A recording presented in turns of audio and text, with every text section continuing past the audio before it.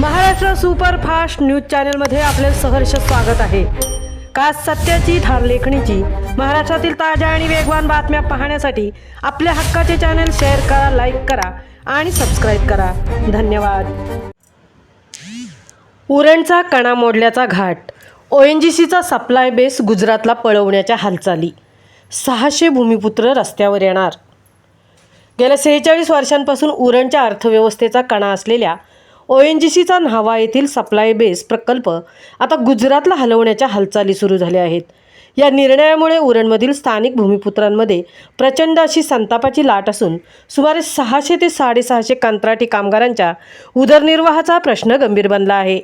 मिळालेल्या माहितीनुसार ONGCने गुजरातमधील अमरेली जिल्ह्यातील पिपावाव पोर्टसोबत 5 वर्षांचा अधिकृत करार केला आहे।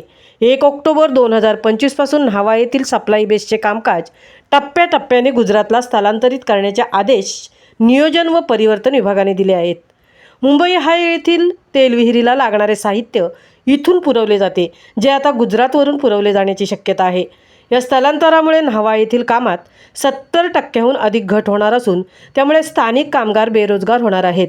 या अन्यायाविरोधात न्हावा ग्राम समिती आणि विविध कामगार संघटनांनी ONGCच्या प्रवेशद्वारावर नुकतीच तीव्र निदर्शने केली आहेत।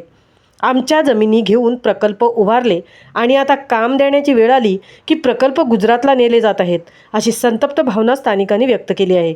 महाराष्ट्रातील उद्योग आणि प्रकल्पांचा ओघ गुजरातकडे वळवला जात असल्याचा आरोप स्थानिक लोकप्रतिनिधींनी याला राजकीय षडयंत्र म्हटले आहे।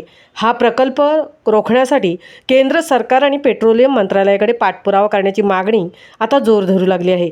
जर ONGC प्रशासनाने हा निर्णय मागे घेतला नाही तर न्हावा ग्रामस्थ आणि कामगार भविष्यात अधिक तीव्र लढा उभारण्याच्या तयारीत आहेत। महाराष्ट्र सुपरफास्टसाठी तृप्ती भोईर, उरण।